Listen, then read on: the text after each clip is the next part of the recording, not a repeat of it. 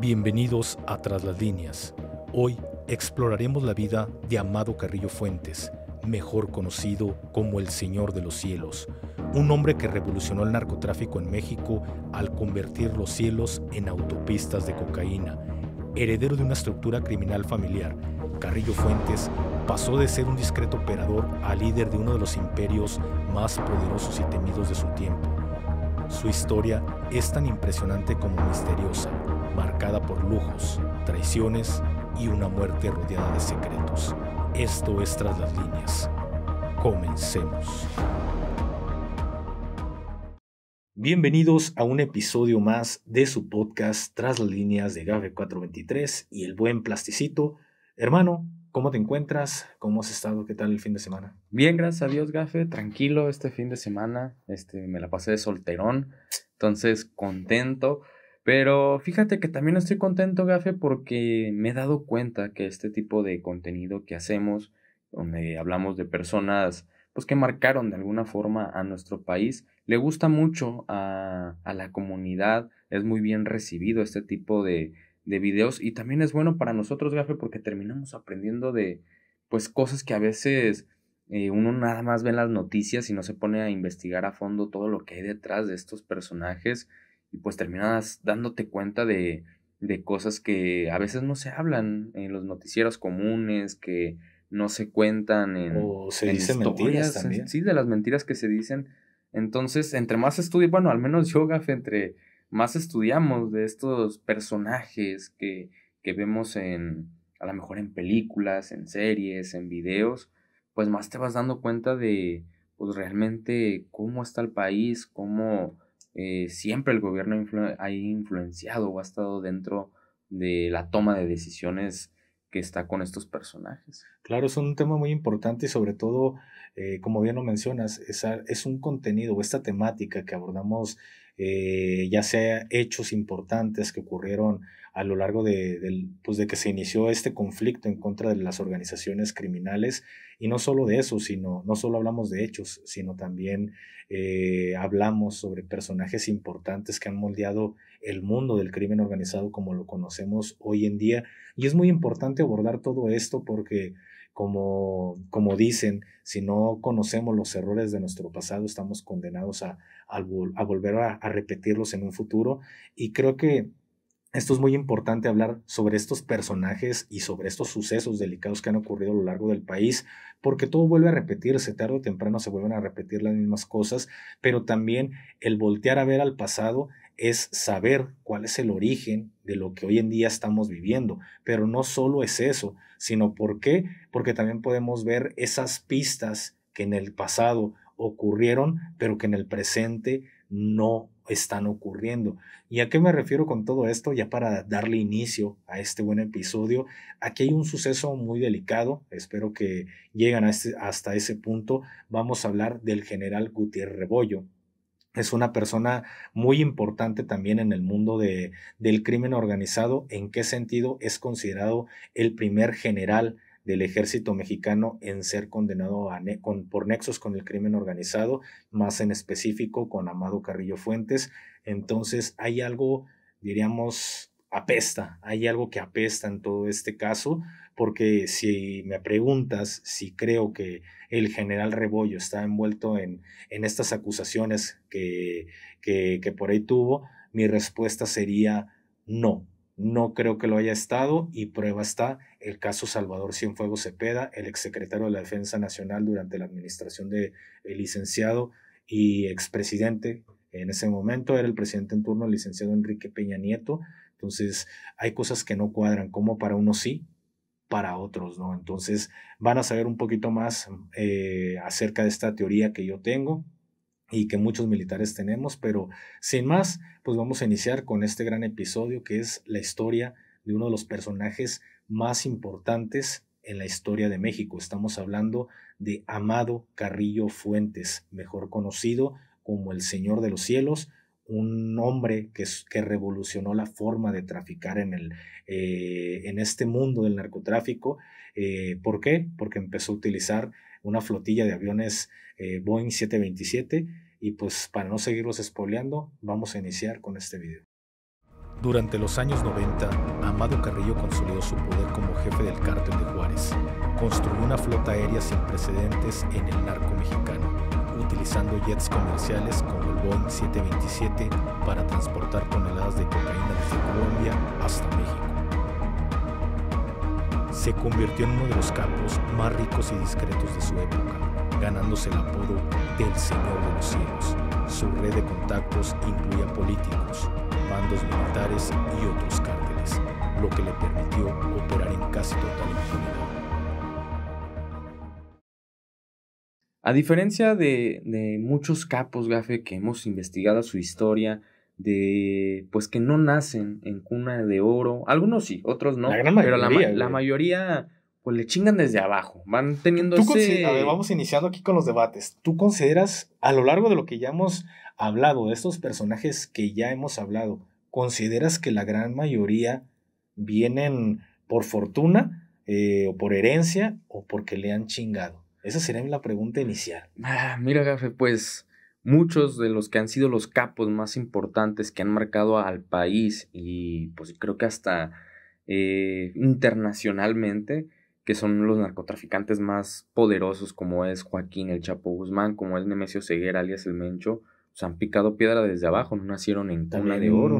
Ismael El Mayo Zambada. También Ismael El Mayo Zambada, o sea, son capos que pues han picado piedra, o sea, no nacieron en cuna de oro con una herencia familiar dentro del mundo del narcotráfico. Pues digo, algunos sí, casi la mayoría pues pican piedra desde abajo, pero muchos, como es el caso del Señor de los Cielos, tuvieron esa fortuna de tener un capo, porque era un capo importante en sus tiempos, Don Neto, como familiar, en este caso como su tío y también padrino, que pues lo termina metiendo al mundo del narcotráfico y también pues lo termina siendo pues fundamental en ciertas tareas y pues termina siendo el sucesor de todo lo que se conocía en aquel entonces, que era como ya lo habíamos hablado en un video, que era el cártel de Guadalajara. Lo termina construyendo a lo que después se encargó todo el Señor de los Cielos, pero yo creo que pues la mayoría de los capos importantes no han nacido en cuna de oro, sino que han picado piedra. Es como lo hablamos de que Joaquín vendía fruta en un crucero,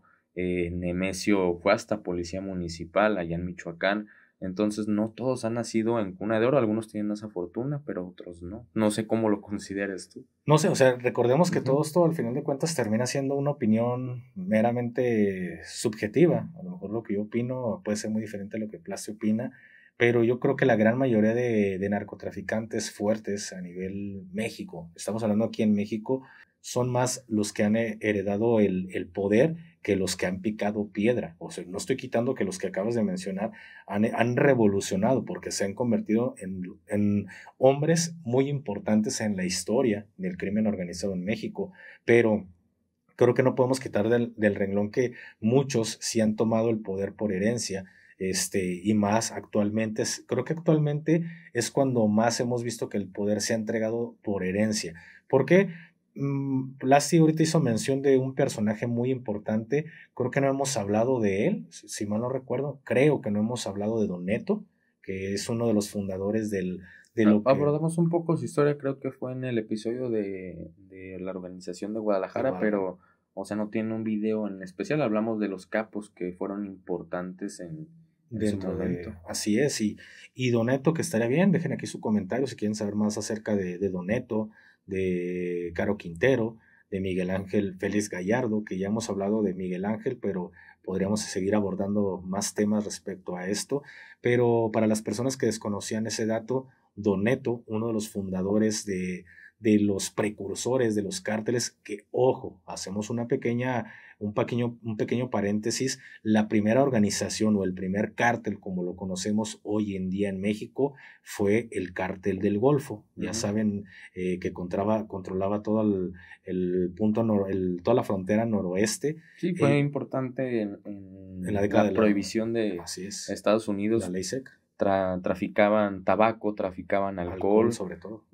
Por medio de también organizaciones, porque como siempre México es señalado, pero nos terminamos dando cuenta que pues también Estados Unidos desde años muy atrás también está involucrado en todo este mundo, porque si hay un comprador, hay un vendedor. Exactamente, y es más, ahí tenemos el siguiente video, que es algo sobre la historia del Cártel del Golfo, sus orígenes reales y sus primeros líderes, pero ellos como tal fueron la primera organización en México, data de la década de los 20 aproximadamente y poquito más atrás. Ya en los 20 es cuando empiezan a traficar con las mafias de los Estados Unidos y también con la política y gente común empiezan a traficar con ellos. Recordemos que fue en la época de la prohibición, cuando se prohíbe el consumo y la venta del alcohol en los Estados Unidos.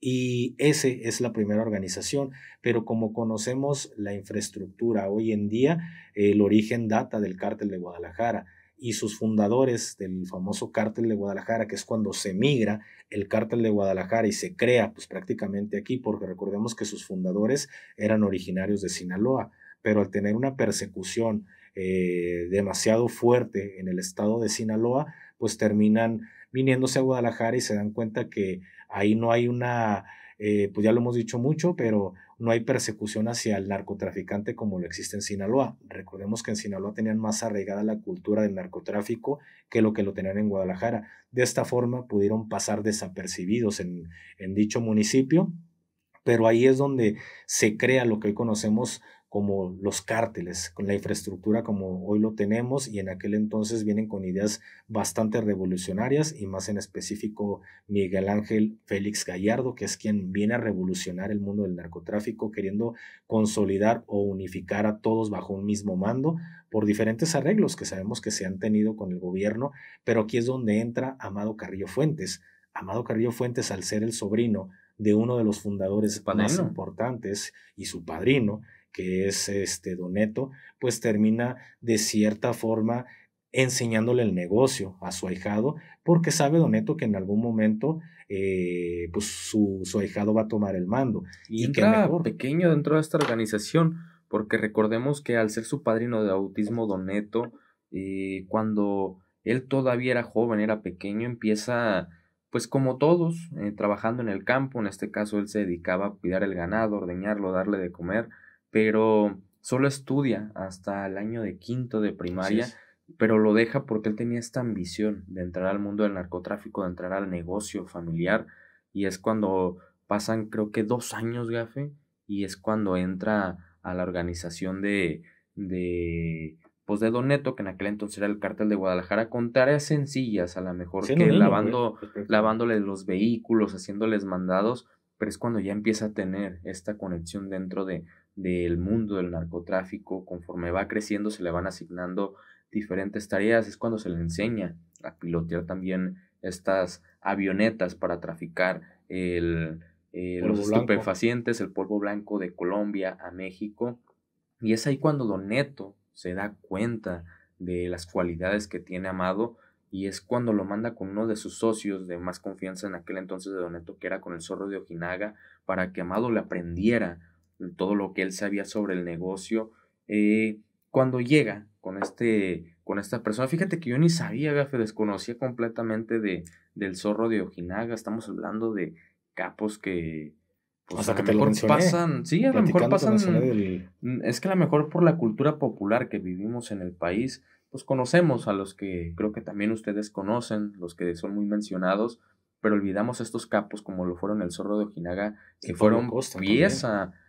De hecho, no sé si recuerdas, cuando escuché ese, yo te pregunté quién es. Nunca lo había escuchado en mi vida, pero fueron piezas importantes dentro de todo este mundo, hasta lo que hoy conocemos.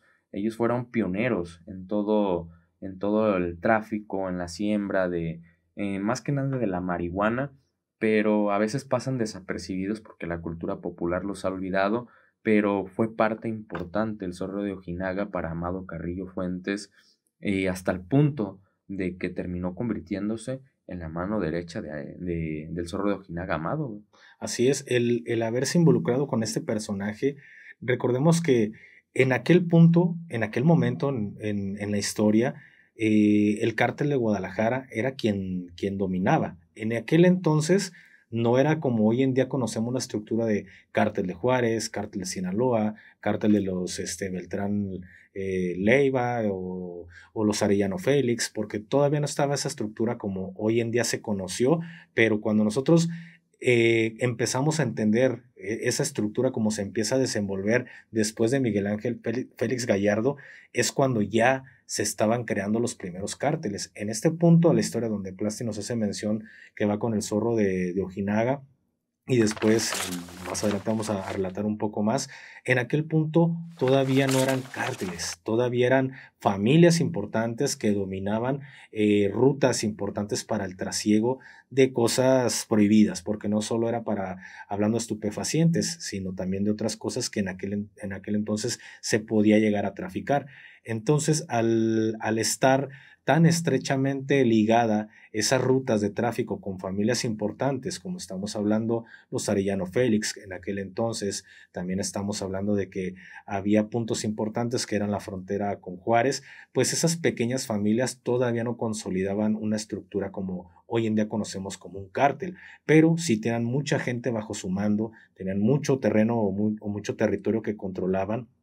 Y es en ese punto donde las familias se terminan uniendo a lo que viene siendo el cártel de Juárez. Era todo bajo un mismo mandato, estaban unificados, pero lo que sabían o cómo traficaban aquí en el cártel de Guadalajara, pues poco entendían de cómo era la estructura y cómo era que se traficaba o se vendían las cosas o se pasaba la mercancía de México a Estados Unidos. Entonces, para Don Neto era muy importante conocer cómo era esa forma de operar en una frontera. Ellos conocían la forma de operar dentro de Guadalajara. Al final, recordemos que el cártel de Guadalajara se podría decir que era el distribuidor oficial de toda la República o de gran parte de la República de cocaína, a estas familias, pero ellos no sabían cómo estas familias traficaban.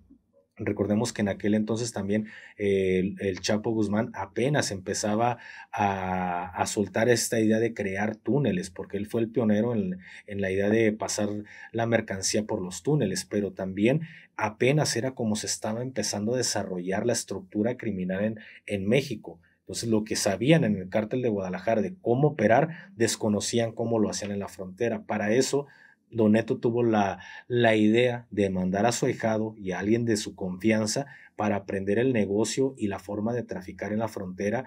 ¿Por qué? Porque ellos sabían que en algún punto iban a empezar a controlar todo el terreno o quien ya no quisiera estar alineado, pues iba a tener que desaparecer, pero no puedes desaparecer uno de tus socios más importantes si no conoces cómo es que se opera la estructura criminal. Y es por eso que Amado Carrillo Fuentes es enviado con el zorro de Ojinaga para conocer cómo es que se termina operando en las fíjate fronteras. Que también le termina sirviendo porque también aprende algo muy importante dentro de la organización de Juárez por medio del zorro de Ojinaga, que fue los contactos, que fue las relaciones, claro. Los sobornos, las relaciones, en todo negocio lo que es muy importante son las relaciones y Amado lo aprendió bien, criminal, pero algo que aprendió muy bien por medio del zorro de Ojinaga fue la corrupción que hay dentro del gobierno, cómo se sobornaba a estos a lo mejor mandos policíacos, políticos. Fue algo que aprendió muy bien y ahí es en este mundo cuando conoce una persona muy importante en su vida, que próximamente les vamos a estar hablando de él, que fue aquel oficial conocido como Calderoni, y fue pieza fundamental para Amado, porque se habla que cuando Amado ya le había aprendido bien al zorro de Ojinaga cómo se manejaba todo el negocio, cuando Amado Carrillo Fuentes, no, ya me equivoqué, cuando Don Neto es detenido, que sabemos que hasta la fecha se encuentra aún encerrado, es cuando Amado toma una decisión importante que le cambiaría por completo la vida, que fue traicionar al zorro de Ojinaga por medio de este policía conocido como Calderoni. Él le da instrucciones de que sea asesinado para él quedarse con el control de toda la organización que le pertenecía al zorro de Ojinaga. Así es, porque cuando se desarrolla esta traición que conlleva el quedarse con todo lo que es el territorio de Juárez, ahí estamos hablando de que las organizaciones ya estaban empezando a cambiar su estructura a un cártel. ¿Por qué? Porque para ese momento Don Neto ya está detenido, se empiezan a detener a personajes importantes, empiezan a caer los primeros líderes como fue Don Neto, como tiempo después también fue Caro Quintero y posteriormente Miguel Ángel Félix Gallardo, y es cuando pues Amado Carrillo toma la decisión de traicionar a uno de sus mejores amigos, a un maestro, con tal de quedarse con el territorio, porque la repartición del terreno ya se estaba llevando a cabo. Para ese punto, Amado Carrillo no era el más fuerte, eso hay que dejarlo bien establecido, porque para ese punto quien estaba dominando en aquel entonces la estructura criminal, o ese vacío de poder que había dejado la detención de Miguel Ángel Félix Gallardo, y con quien se dice que también el gobierno de los Estados Unidos, en conjunto con el gobierno mexicano, negocian una paz, y dejar también el poder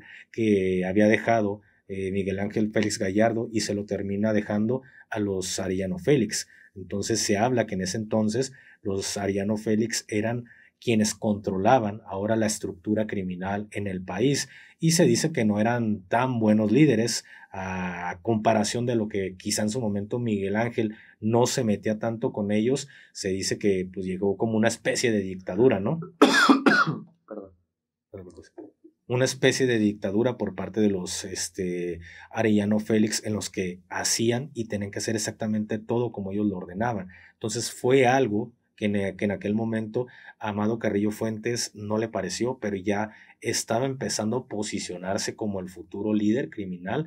Pero en ese momento todavía estaba la pelea, o se estaba empezando a iniciar esa pelea entre los Arellano Félix con el Chapo Guzmán, porque más adelante se desarrolla un hecho o un evento muy violento, que se supone o se dice que quien termina organizándolo es el mismísimo Amado Carrillo Fuentes, para concentrar los esfuerzos del gobierno para poder capturar al Chapo Guzmán, y también para poner un orden, porque también se empiezan a detener personajes importantes de la estructura de los Arellano Félix, empiezan a caer los líderes, y es cuando al gobierno lo termina entreteniendo con el tema de el cardenal Juan José Posadas Ocampo, si mal no recuerdo. Este tema de que el Chapo Guzmán es acusado de que él es el que termina renunciando al cardenal Posadas Ocampo en el Aeropuerto Internacional de Guadalajara, y al asesinar por equivocación. Muchos dicen que fue por equivocación, muchos creemos que no fue por equivocación. ¿Por qué? Porque sabemos que el clero también está muy involucrado, al igual que el gobierno está muy involucrado en el tema del narcotráfico. Entonces se dice que es con toda la intención de silenciar a Posadas Ocampo, pero aventándole la culpa al Chapo Guzmán, y ahí es cuando también es donde Amado Carrillo Fuentes tiene su boom de poder, y es cuando empieza a desarrollar lo que más adelante vamos a hablar en el capítulo 2, en qué se termina convirtiendo Amado Carrillo Fuentes. Pero fíjate que regresando un poco en la historia, Gafe, cuando empieza con su empresa, cuando empieza a cambiar la forma en la que se operaba, y con lo que había aprendido de su tío Don Neto, con lo que había aprendido del Zorro de Ojinaga, es cuando compra sus primeras 2 avionetas, Amado, para empezar con el tráfico de estupefacientes por medio de uno de sus socios más importantes, que fue Pablo Escobar. Él traficaba, Amado traficaba la droga de Colombia a México, y de México a Estados Unidos, como lo sabemos, por medio de sus primeras 2 avionetas, y el negocio empezaba a funcionar de una forma bien para Amado. Estaba empezando a posicionarse, pero lastimosamente es cuando es detenido, como ya lo dijimos y lo vamos a mencionar en muchas partes del video, por el general Rebollo. Pasa unos años dentro de la prisión, pero es aquí cuando dentro de la prisión conoce a otros criminales, tuvo tiempo para estudiar, para tener una estrategia mejor de cómo llevar a cabo su organización cuando saliera, y es aquí cuando es un cambio importante en la vida de Amado y de la organización que se le conoce como el Cártel de Juárez. Así que me gustaría pasar a la siguiente parte de la historia de Amado, de cómo fue que se posicionó hasta ser uno de los líderes de la federación, y cómo ser uno de los capos más importantes que ha tenido este país. Amado Carrillo comenzó su carrera en el mundo criminal como piloto de avionetas, transportando droga para su tío, Ernesto Fonseca Carrillo, alias Don Neto. Aprendió el negocio desde abajo, pero rápidamente ascendió gracias a su disciplina, inteligencia y ambición. Al integrarse al Cártel de Juárez, se volvió mano derecha de Rafael Aguilar Guajardo, a quien más tarde traicionaría para quedarse con el control total de la organización. Cuando Amado sale de la cárcel, Gafe, como les mencionábamos anteriormente, sale con unas ideas diferentes. Bastante revolucionarias. También se habla que dentro como la acabas de mencionar, de que se empezó a fracturar cuando Amado pasa estos años en la prisión, se empieza a fracturar la paz que existía cuando existía la organización de Guadalajara, porque como lo hablamos, nadie quería a los Arellano Félix como líderes. Entonces empiezan a formar lo que es conocido hoy como los cárteles, cada quien teniendo su propia organización. Se dice que dentro de la prisión hubo una negociación con Amado para que Amado fuera el líder de la federación, porque muchos de los capos, como lo eran en aquel entonces el Mayo Zambada, como lo era Joaquín, como lo era el cártel del Golfo, le tenían un poco más de respeto a Amado por su tío, porque él fue uno de los líderes, y por ser el Señor de los Cielos. Entonces dice que llegaron a una negociación con él para que saliera más pronto y tuviera esta reunión con los diferentes cárteles para volver a lo que antes era conocido como la Federación, que sí pasó cuando sale Amado de la prisión, se reúne con muchos de estos capos, llegan a este acuerdo, y es cuando todos empiezan a trabajar nuevamente de las órdenes de Amado, pero también tenían todos un enemigo en común, que eran los Arellano Félix. Aquí es cuando Amado empieza pues a darle un cambio drástico a su organización, porque empieza a comprar más flotillas de aviones, empieza con estos aviones que se le conocen como los Boeing 727, que eran aviones comerciales, ya no eran avionetas, y empieza a traficar más estupefacientes de Colombia a México, y los distribuye también con las diferentes organizaciones con las cuales está asociado, pero también con el tráfico de drogas a Estados Unidos. Pero también dentro de todo esto, algo que termina beneficiando mucho a Amado Carrillo Fuentes. ¿Y cómo son los cambios drásticos, Gafe? De hecho, yo ahorita te quiero hacer una pregunta. Aquí es cuando Amado empieza estas negociaciones con la persona que lo había detenido, que estoy hablando del general Rebollo. Se habla que empieza a negociar con él porque había sido nombrado el zar antidrogas, el encargado de combatir a los narcotraficantes en el país, y Amado supuestamente es cuando hace tratos con él para eliminar a los rivales de la federación, pero también a que apoye a toda su organización y a las organizaciones que están asociados con él. Yo te quiero hacer la pregunta a ti, Gafe. Tú estuviste dentro del ejército mexicano. ¿Crees que el general Rebollo realmente estuvo involucrado con estas organizaciones? ¿Llegaste a escuchar algo dentro del ejército que se hablara de él, cómo trabajaba, si realmente estaba involucrado con el narcotráfico, o simplemente pues se podría decir que una de las fichas que tenían que mover para poder a lo mejor traicionar a Amado? Mira, es un punto muy importante porque yo no escuché absolutamente nada dentro de las Fuerzas Armadas. De hecho, yo desconocía, cuando entro al ejército mexicano, desconocía mucho de lo que es la historia del narcotráfico en México. Dentro de esto, desconocía quién era el general Gutiérrez Rebollo, conocía quién era Amado Carrillo, pero todo era superficial, como muchos llegan a conocer de este tema. Pero ya cuando te empiezas a involucrar más es cuando empiezas a tener más conocimiento de los hechos, de los personajes y lo que ha pasado en la historia del narcotráfico en México. Uh-huh. Pero cuando yo entro al ejército mexicano, sí, en algún momento, en algún punto llegué a tener contacto, no con Rebollo, pero llegué a tener contacto con la esposa del general Rebollo. Recuerdo que estábamos destacamentados en la zona militar, estábamos de destacamento, más en específico en la 15ª zona militar, cuando llegó una señora, todavía me acuerdo muy bien, llegó una señora ya de la tercera edad y me pide que abra la pluma sin que la revise. Entonces le empiezo a preguntar pues sus generales, su identificación, porque también las familias pues tienen sus credenciales como derechohabientes. Y sí, la señora se me puso algo, pues podríamos decirlo en este sentido, algo molesta porque le pedí su identificación, pero pues yo no conocía a la señora. Entonces la señora me hizo mención y me dijo que si no sabía quién era ella. Típico, ¿no? De cuando tienen sus esposos tienen cargos muy altos, pues piensan que uno sabe hasta quién es el hijo y todo. O sea, pues al final de cuentas las familias saben que los destacamentos se van cambiando cada mes y medio. Y ahí es donde tengo contacto con la señora y ella se identifica, pues honestamente, fue de una forma muy grosera, hay que ser muy honesto, fue de una forma muy grosera, me dijo que pues ella era la esposa del general Rebollo. Y cuando volteo y le digo a mi cabo, en paz descanse, que después ascendió sargento, a Darío, que le digo a mi cabo Darío que pues era la esposa del general Rebollo, veo que Darío se asusta y me dice, déjala pasar, déjala pasar. Y pues al yo saber que es la esposa de un general, pues sabes que ya hay pedo, aunque no sabía quién era el general. Y ya cuando le pregunto a mi cabo quién era ese general, porque no estaba dentro de la orgánica de la plantilla tanto de la zona como de la orgánica de la región, pues yo desconocía quién era ese general, no era ni el comandante de región, no era ni el comandante de zona, ni un jefe de Estado Mayor, o sea, no estaba dentro de la planilla. Entonces ahí es donde mi cabo me explica quién era el general Gutiérrez Rebollo.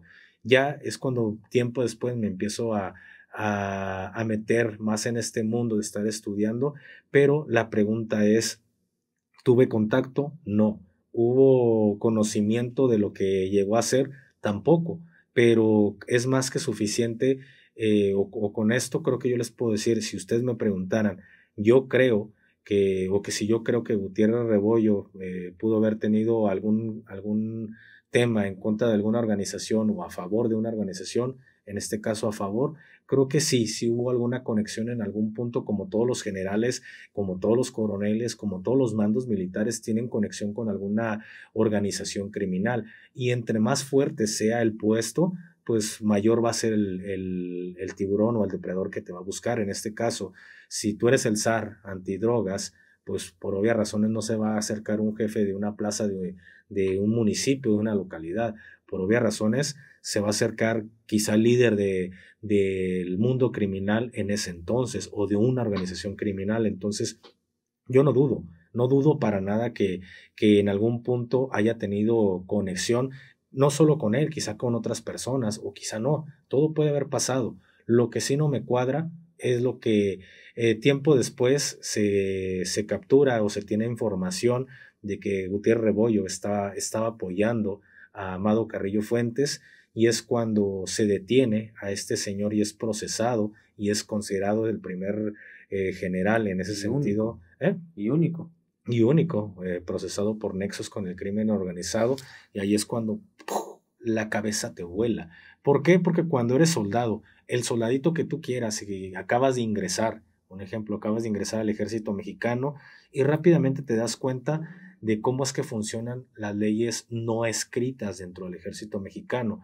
¿A qué nos referimos con esto? Existen las leyes escritas, que es la que tú puedes ver en los manuales de reglamentos y deberes comunes a todos los militares, estos reglamentos generales. Esas son las reglas escritas, lo que es el deber ser, pero detrás de las reglas escritas también existen las que no son escritas, lo que se mueve, cómo en verdad se maneja el ejército mexicano. Un ejemplo muy sencillo: para tú poder ser secretario de la Defensa Nacional, el manual o el reglamento es claro. Tú puedes ser secretario de la Defensa Nacional siempre y cuando vengas de arma. ¿A qué te refieres con arma? Infantería, caballería, artillería, blindados, zapadores. A eso nos referimos con ser de arma. Pero el reglamento es claro. Desde soldado puedes llegar a ser en algún momento secretario. Tú puedes ir ascendiendo dentro del escalafón jerárquico como soldado, cabo, sargento segundo, sargento primero, hasta llegar al secretario de la Defensa Nacional.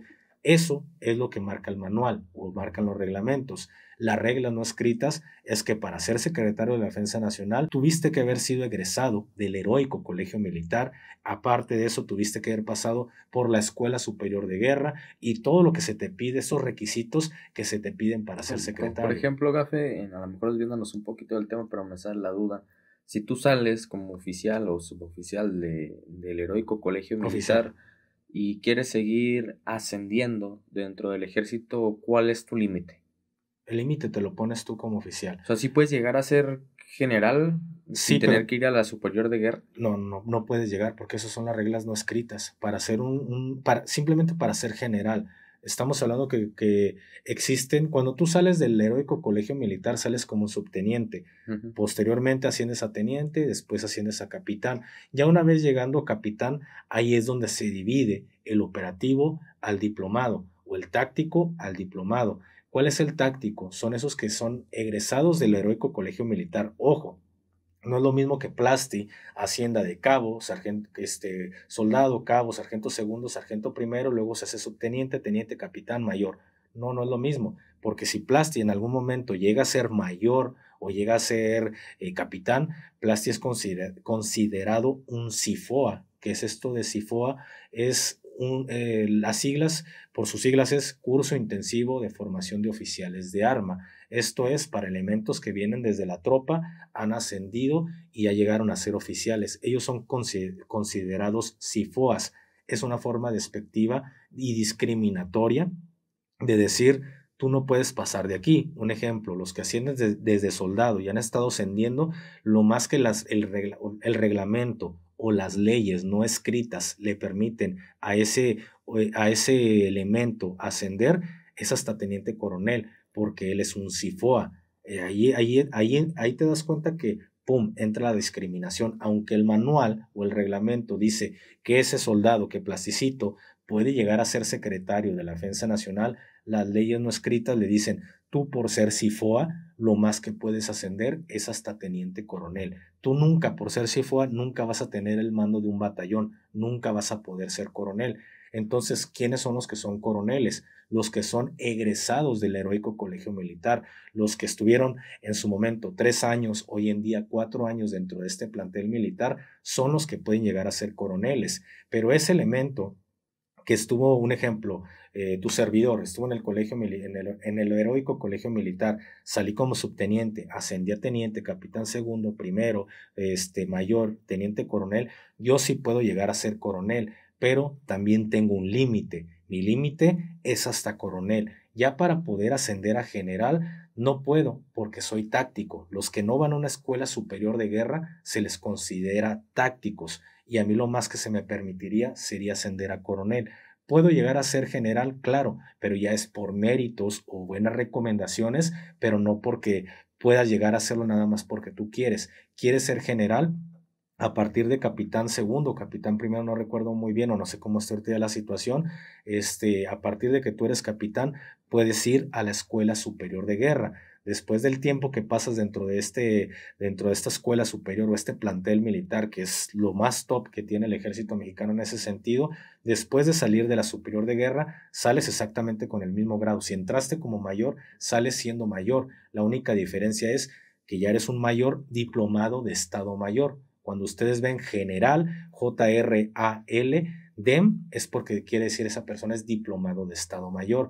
Y esos son los señores que en verdad mandan dentro del ejército mexicano. Son los que se apoyan. ¿Rebollo era diplomado? Claro, Rebollo era diplomado. Y ahí es donde por eso ya no cuadran las cosas. Aún estando detenido, ¿era que dentro del ejército seguían respetando a Rebollo? Te voy a poner un ejemplo muy claro, Plasti. ¿En qué año detienen a Rebollo? ¿En qué año es encarcelado Gutiérrez Rebollo? Aquí es donde esa teoría de lo que ustedes ven y que Rebollo, que incriminado, no. Rebollo fue un chivo expiatorio. Algo sabía o algo quisieron ocultarlo, silenciarlo, y pesa más un zar de las drogas, antidrogas, asesinado, que lo termines culpando con nexos del crimen organizado. Cambia completamente el cómo lo vas a apreciar tú, porque si lo hubieran desvivido por saber mucho, hubiera calentado el terreno, o sea, hubiera calentado el país por la muerte de Gutiérrez Rebollo. Era más fácil incriminarlo por algo que quizá hizo, pero quizá otros estaban haciendo todavía más fuerte, a tenerlo que renunciar. Estamos hablando que cuando Rebollo es señalado, enjuiciado, no sé qué es lo que pasa en este año 97, si nada más es cuando es señalado o es cuando es llevado a prisión, estamos hablando que es a finales de la década de los 90. A finales de la década de los 90 sabemos a la perfección que el ejército era casi, por no decir, era intocable. Lo que el ejército decía, se hacía y no había quien lo cuestionara. Inclusive para dentro del esquema político, es muy diferente. Tú puedes ser el presidente, pero yo soy el secretario de la Defensa Nacional. Ponte al pedo, te hago un golpe de Estado. O sea, así es como funciona el pedo. Que no hay enemistad. No hay enemistad en ese sentido de que mandos militares y gobierno puedan trabajar de la mano, pero el gobierno no le puede decir absolutamente nada al ejército, porque el ejército se basa a sus propias leyes y reglamentos. Se podría decir que hasta el artículo o el reglamento más estúpido que ustedes puedan conocer de los reglamentos militares está por encima de la Constitución política de los Estados Unidos. Y esto es una declaración muy fuerte, porque van a decir, nada está por encima de la Constitución. El ejército mexicano es una sociedad dentro de otra sociedad y se rige bajo leyes y reglamentos muy diferentes. Si quieres que aplique la Constitución como debe de ser, debes de levantar la opinión pública para que puedan hacer algo, porque si no, aquí no hay ni libertad de expresión, aquí no hay nada de lo que nos ayuda, nos ampara o nos beneficia la Constitución. En el ejército te basas a reglamentos y a leyes militares. Y estamos hablando que en la década de los 90 el gobierno no se metía para nada con el ejército mexicano. Las organizaciones criminales respetaban al ejército mexicano. La sociedad temía al ejército mexicano. Venimos de un ejército mexicano que hizo una matanza en Tlatelolco. Venimos de un ejército mexicano que le disparaba a los paisanos en la sierra por estar cultivando marihuana. Y que hayas procesado y que el gobierno de México, que en ese entonces era un gobierno que venimos de prácticamente un priismo que duró no sé cuántas décadas, estamos hablando que el ejército mexicano gozaba de total impunidad, y así hubiera pruebas muy claras, no hubieran apoyado, porque en ese momento el ejército y el gobierno eran muy herméticos en lo que se decía y se hacía. Se dice que la detención de Rebollo, que es aquí cuando cambia la historia de Amado, fue por presiones y porque Estados Unidos presentó pruebas de que Rebollo estaba recibiendo dinero. Te voy a hacer una pregunta. ¿Qué pasó hace muy pocos años con la detención de Salvador Cienfuegos Cepeda? Ahí es donde las cosas ya no cuadran. ¿Por qué en unas cosas sí y en otras no? Estamos hablando cuando es detenido Cienfuegos, ¿en el 2020 o en el 21? Según yo fue en el 20. Es detenido en los Estados Unidos porque tenían pruebas de nexos con el crimen organizado. Sí, yo recuerdo que en aquel entonces Andrés Manuel López Obrador salió en su primera declaración en la mañanera y casi diciendo: se los dije, el gobierno del PAN y del PRI, esta es la prueba, y vamos con todo. Ajá. Los invito a que vean la mañanera. Y días después sale al día siguiente, no días. No recuerdo si fue a días o al día siguiente sale a decir de que pues no, Cienfuegos, nada que ver, que era compa, él era inocente y todo, o sea, cambió muy drásticamente su declaración. Es Salvador Cienfuegos Cepeda, porque he visto que ni siquiera la presidenta puede pronunciar bien el nombre, es Cienfuegos, no Cienfuegos, es Cienfuegos. Entonces, vemos que en ese momento, para esos que dicen que ahora yo soy 4T, güey, no mames, aquí hablamos las cosas como son, pero en ese entonces, el gobierno del presidente Obrador casi celebró con bombo y tarola de que habían agarrado a Cienfuegos por nexos con el crimen organizado, y eso para él iba a ser el eslogan de: vean putos, aquí está la prueba de que en otras administraciones y con otros partidos, nexos con el crimen organizado. Lo que no se sabía el presidente es que detrás de él había un secretario de Defensa Nacional que hizo respetar las leyes no escritas y le hizo ver al presidente en todo lo que se podían meter si condenaban al secretario o al entonces secretario de Defensa, Salvador Cienfuegos Cepeda, en una cárcel de Estados Unidos. Y es por eso de que se mete la presión al gobierno de los Estados Unidos para que regresen a Cienfuegos, diciendo que aquí va a ser juzgado e investigado. ¿Y cuánto tiempo pasó para que Cienfuegos volviera a salir libre diciendo: es inocente? Hoy en día, el abogado de uno de los menores y que también representa a su padre en los Estados Unidos señala y hace una acusación muy, muy fuerte hacia la actual presidenta Claudia Sheinbaum, diciendo: pues es que no se los regresamos y ustedes los dejan libres. Y ahí está el caso de Salvador Cienfuegos Cepeda, y ahí es cuando lo aborda la presidenta en la mañanera, y no sabe qué decir, porque el señor es claro, está replicando lo que yo les estoy diciendo. Primero sale el presidente a decir: vean, corrupción, y al día siguiente es como si alguien tras bambalinas le haya dicho: hey, la estás cagando, güey, la estás cagando, presidente, así que recupera ese secretario porque ese secretario pesa porque es un general diplomado de Estado Mayor.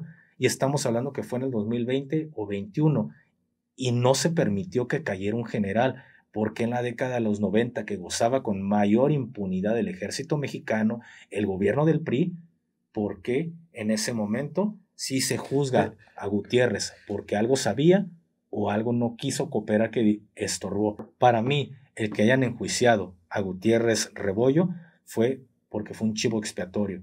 Fue algo para apaciguar, algo ¿Crees sabía. que fue la pieza a la mejor reemplazable para detener a Amado? Porque recordemos que en aquel entonces, antes de que pasara esto, a lo mejor me tengo que ir un poquito más detrás de la historia.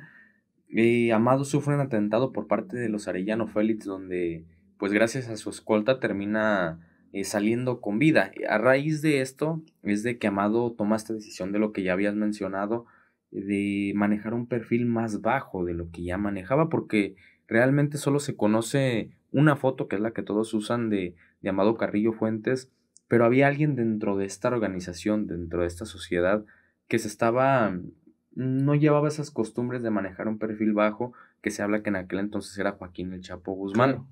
Entonces, se dice que este atentado que hubo en contra de Joaquín fue orquestado y ordenado por Amado, pero querían culpar a los Arellano Félix. Pero recordemos que con la muerte del cardenal... Estamos hablando del atentado justamente del cardenal Posadas Ocampo. Con la muerte del cardenal, recordemos que en aquel entonces, a diferencia de la actualidad, en los años 80s, 90s, pues era cuando el país estaba más metido en la religión, era cuando más se respetaba la religión, y fue una noticia no solamente nacional, fue una noticia internacional. Hubo mucha presión, no solamente por los medios de aquel entonces, sino también fue también presionado por el clero para dar con los responsables. De hecho, fue cuando no tardó mucho, unos años después de la cacería, también terminan deteniendo a Joaquín, pero eso ya será para la historia cuando hablemos del Chapo Guzmán.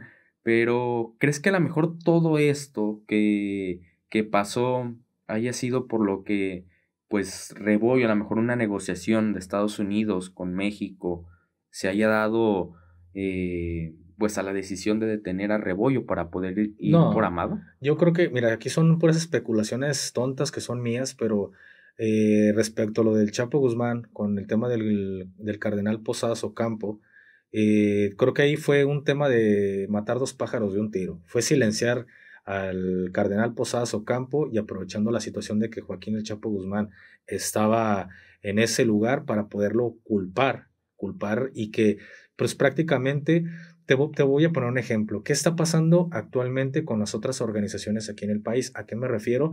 Toda la atención está centrada en tres organizaciones. Un cártel, que es el cártel de Jalisco Nueva Generación. Estamos hablando las facciones, tanto los menores como las de el señor que utiliza una gorra, porque esa palabra sí está... Zambada. Exactamente, los Zambada. Entonces, el gobierno y la atención pública y también internacional está centrada en estas tres organizaciones que estamos hablando. Pero ¿quién menciona ahorita al cártel del Golfo, al cártel del Noroeste, a la vieja escuela y bla, bla, bla, bla, bla? Estamos hablando que actualmente en el país están operando más de 80 cárteles en el país. Ustedes solo escuchan a los más fuertes. Ya no son células, son cárteles. Entonces estamos hablando de que ya hay más de 80 cárteles operando en el país y todos ahorita están como, no la cagues, no cometas errores, no pongas el reflector cuando el reflector lo tienen ellos, deja que el reflector esté hacia ellos y nosotros trabajamos con total impunidad y podemos seguir trabajando normal porque la atención no está en nuestra frontera, está en su lugar. Pasa exactamente lo mismo con Amado Carrillo Fuentes. ¿A qué me refiero? Les calentó la plaza y les regaló esa atención mediática para que, pues ahora sí, todos los medios estén hablando con ellos y la presión social, política e internacional diga, queremos a Joaquín el Chapo Guzmán, y de una vez terminas llevándote entre las patas a los Arellano Félix, mientras que ahí aprovechas para tú tener ese despunte y consolidarte como el líder indiscutible de toda la federación. ¿Fue una estrategia? ¿Fue un movimiento? ¿Ustedes qué opinan? Si es como, ¿creen que haya pasado como lo estamos diciendo, que las versiones apuntan que todo ocurrió así? Pero respecto al general Gutiérrez Rebollo, no. Yo considero que con el general Gutiérrez Rebollo lo dejó de proteger la cofradía. Al final de cuentas es eso, es un grupo de personas que son los que toman las decisiones, y a esos señores se les llaman los diplomados de Estado Mayor. Ojo, no lo digo yo, no fui el primero que lo sacó, porque yo también fui culo, y en su momento pueden ir a ver mis primeros videos que decía, cuando me preguntaban, oye, ¿qué opinas de los diplomados? Yo decía, aquí, punto y aparte, porque aquí sí me meto en un problema. Pero pues tiempo después y esos que me preguntaban eran militares, porque pues la gente civil desconocía y sigue desconociendo cómo está el tema.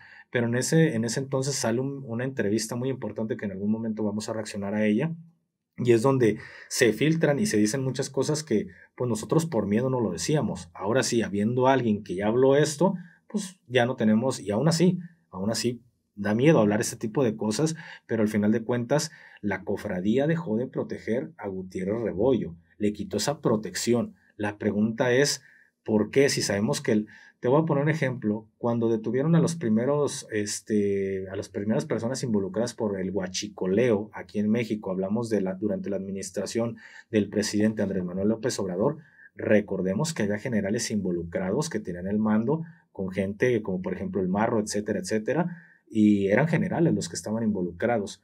¿Qué fue lo que pasó con ellos? ¿Alguien sabe si fueron juzgados? Y estaban señalados y estaban en nómina, y les aseguro, porque así pasó, que no fueron metidos a una cárcel, únicamente fue un cambio de unidad, que es lo que termina haciendo el ejército, más no pisaron una cárcel, a pesar de que las acusaciones y las pruebas indicaban que ese general estaba apoyando en el huachicoleo. No hubo nada. ¿Por qué? Porque la diplomacia los protege. Hablamos de la diplomacia, los diplomados de Estado Mayor, la cofradía. ¿Por qué si en el 2020, en el 2022, en el 2019 hubo movimientos donde pudieron haber caído militares? ¿Por qué no cayeron? Si años después, que es cuando ha bajado la influencia del ejército hacia derechos humanos, ha bajado la influencia hacia el gobierno, hacia la sociedad, seamos honestos, el ejército mexicano ya perdió muchísimo poder a comparación de principios de los 2000, de los 90, de los 80, de los 70, perdió completamente su poder y su impunidad. Pero en aquel entonces, créemelo, que ni siquiera le hubieran tocado un pelo a Gutiérrez Rebollo. Si no se lo pudieron tocar a Cienfuegos en el 2020 o 21, menos se lo hubieran tocado a Gutiérrez Rebollo a finales de los 90. ¿Por qué pasó esto? Algo sabía, escuchó algo muy delicado y ya no quiso cooperar, o simplemente estorbó para otras personas que estaban todavía más arriba que él. Entonces, las casualidades no existen. Las casualidades no existen, las cosas pasan por algo, y créanmelo, hoy en día sabemos que hay temas que inclusive su hijo, el licenciado Gutiérrez Pliego, por ahí se estuvo aventando para ser, creo que juez o magistrado, no recuerdo muy bien, y pues hoy vemos también de qué lado estaba apoyando políticamente, y sabemos que hubo una filtración de algunos audios de la esposa de Zedillo, donde estaba involucrado el tema del narcotráfico. Y también tengo mi opinión respecto a eso, porque no creo todo lo que se dice. Entonces, no crean que el encarcelamiento de este general fue casualidad. Creo que fue planeado, y fue planeado por altos mandos militares y políticos, que más bien estorbó. No era que hubiera esos nexos como lo estaban diciendo, estorbó para los mandos militares y políticos de aquel entonces. Fíjate, Gafe, que después de lo que pasó en el aeropuerto, hubo años de tranquilidad, a lo mejor para lo que quedaba de la federación, pero después pasan unos sucesos que terminan cambiando la vida y la forma en la que se estaba llevando a cabo la federación por parte de Amado Carrillo Fuentes, y me gustaría aquí cambiar y pasar a la siguiente sección, donde vamos a hablar de cómo fue el declive del famoso Señor de los Cielos. Acosado por la DEA y temiendo su captura, Amado decidió someterse a una cirugía estética para cambiar de rostro y desaparecer. El 4 de julio de 1997 murió en un hospital de la Ciudad de México por complicaciones durante la operación. Poco después, Los médicos que lo atendieron aparecieron asesinados. Aunque su cuerpo fue exhibido públicamente, muchos creen que fingió su muerte y escapó con su fortuna, alimentando una de las leyendas más grandes del narcotráfico en México. Abriendo con esta sección de lo que fue el declive de Amado Carrillo Fuentes, pasan sucesos importantes que terminan cambiando el panorama dentro de la Federación y dentro de la vida de Amado, como por ejemplo el asesinato de Pablo Escobar, que era uno de sus socios importantes. Años después, la detención de Rebollo. Terminan dentro de la vida de Amado cambiando muchas cosas. ¿Por qué?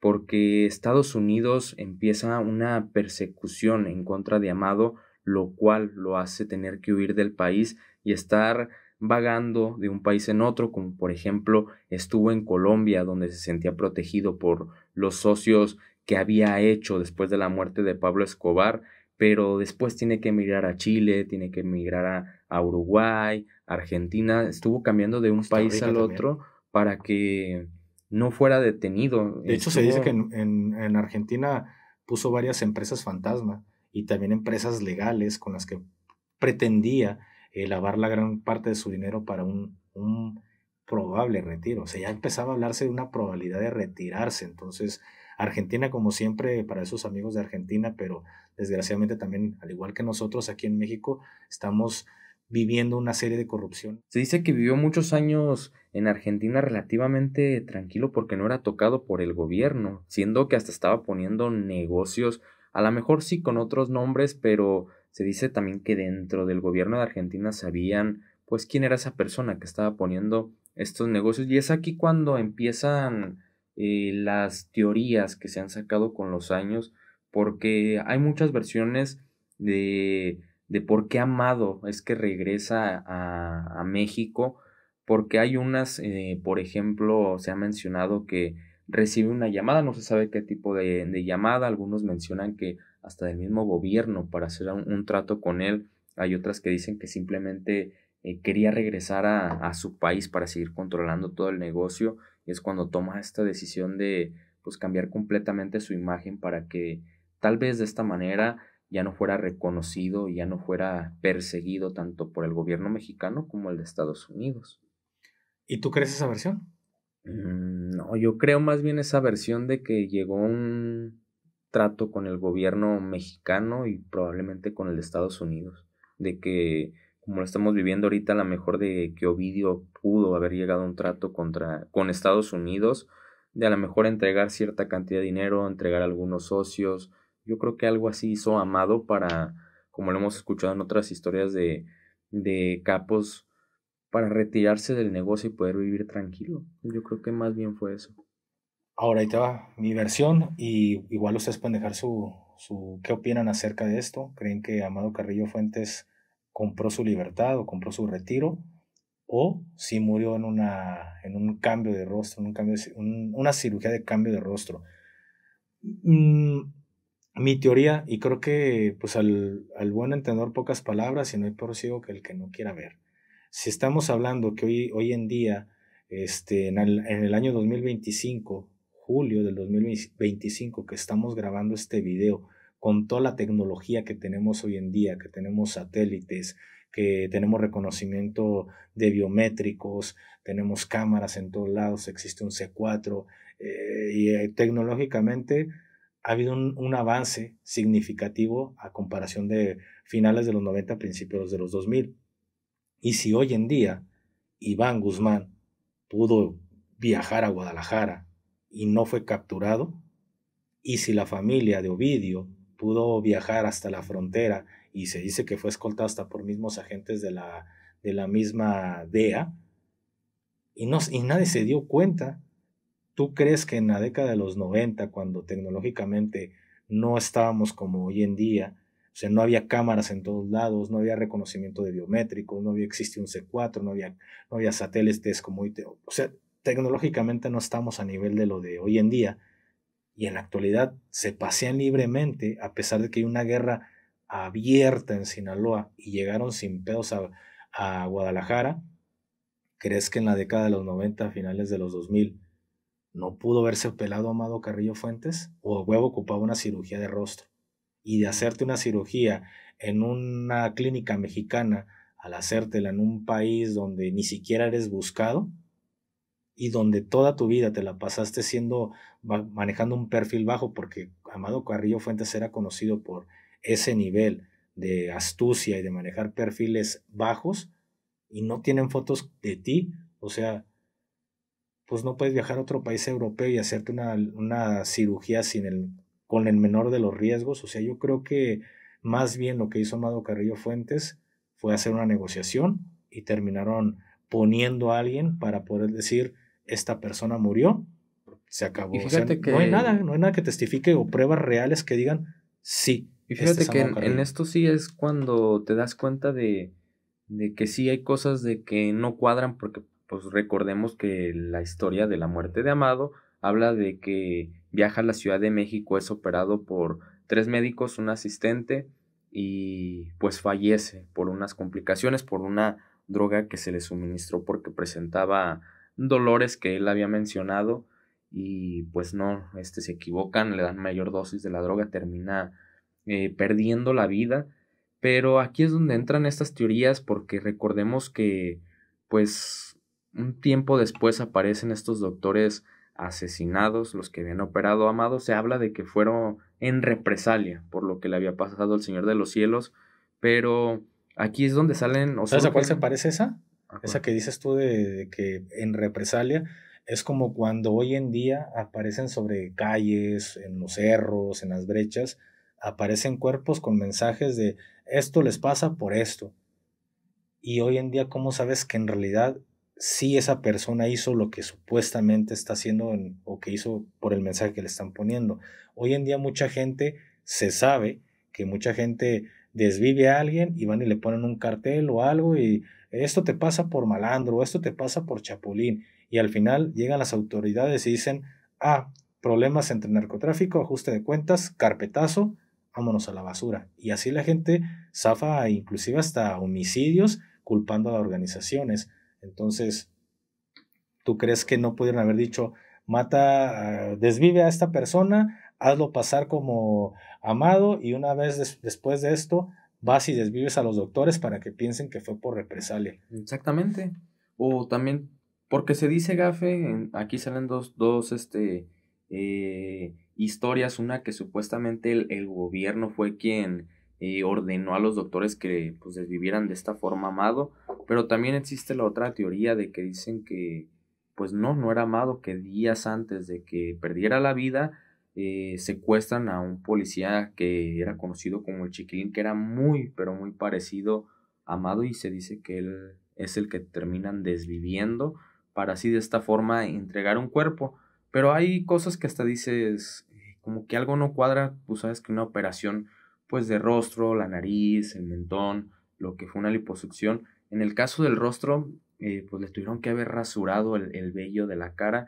El cuerpo que se presenta pues tenía todavía hasta el bigote. De hecho, para que las autoridades del gobierno de México hubieran dado oficialmente como que Amado había muerto, son creo que 3 o 4 pruebas que ni siquiera, o sea, realmente los invito a que, porque aquí pueden pasar hasta de hecho, media hora, 40 minutos. En lo que yo había investigado, Gafen, no me acuerdo, fue de esos periodistas que en aquel entonces pues sí les gustaba trabajar, que hizo una labor de investigación buena. Ahorita no recuerdo el nombre, pero pues aquí se los vamos a estar poniendo. Hicieron estas labores de investigación, pidieron los resultados por medio de transparencia de las pruebas que se le habían aplicado al cuerpo de Amado para reconocer que sí era Amado, y hubo una contestación de que no hay nada. Eso es lo que no termina cuadrando. También Estados Unidos, como lo sabemos, tampoco no exigió estas pruebas, ni exigió nada, únicamente le dijeron, ¿sabes qué? Amado ya murió por una operación, sí es Amado, no pasó nada. Entonces, es lo que no termina cuadrando dentro de la historia de la muerte de Amado. Y eran los 90, era finales de los 90, principios de los 2000. Aún hablábamos del chupacabras.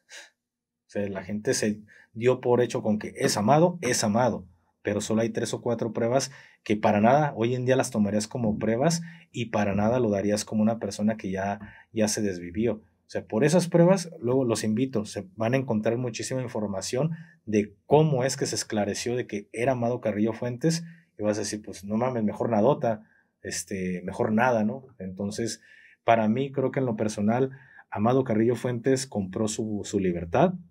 Se habla que tenía muchísimo dinero, se habla que fue uno de los capos más ricos y de los que más dinero hizo, entonces, y al ser tan astuto, creo que llegó a alguna negociación con el gobierno de México, de los Estados Unidos también, y simplemente se retiró. A lo mejor dio parte de su fortuna, pues todos sus terrenos aquí en México, muchas cosas se perdieron, pero él ya sabía que en cualquier momento la traición era la que podía chingarlo, no tanto el gobierno, sino la traición interna que ya estaba empezando a vivir en ese momento. Creo que él simplemente compró su libertad, al igual que, o su pensión, ¿no? Su retiro, al igual que otros tantos líderes criminales que en dudosas circunstancias mueren y nadie... Ahí está, Heriberto Lascano, no hay pruebas de que en verdad él murió, dicen que la Marina lo terminó desviviendo, aunque sabemos que la Marina pues también tenía muchas cosas a favor de los de la última letra. Había otras partes de la Marina que también estaban a favor del cártel del Golfo, entonces se hablaba que en aquel entonces en Tamaulipas la Marina o ciertas unidades trabajaban, una para el COS, otras trabajaban para Lascano, pero misteriosamente llega la Marina a un encuentro de béisbol, se terminan desviviendo a este personaje, terminan robando su cuerpo y diste por hecho de que Heriberto Lascano, uno de los líderes criminales más importantes y más sanguinarios de la historia de México, falleció cuando no tienen ni pruebas. ¿Prueba de eso está el Chayo? Y prueba hasta el Chayo, con Chayo aplicó la misma y misteriosamente años después, primeramente dice, ahí están las versiones oficiales, la entonces o ya extinta Policía Federal lo dio como que lo habían abatido y creo que 2 o 3 años después, ahora sí, revivió y ahora sí el ejército mexicano lo terminó abatiendo. Entonces ahí está la prueba de que el gobierno miente y da por hecho la muerte de varios capos y resulta que años después siguen ahí metiendo inmiscuidos en todo esto y la prueba es el Chayo. O sea, al final de cuentas hizo como que desapareció la familia mientras que creó o sea, le dices al gobierno acabó esto mientras que creas otra organización llamada los Templarios y bajo la sombra la estás manejando.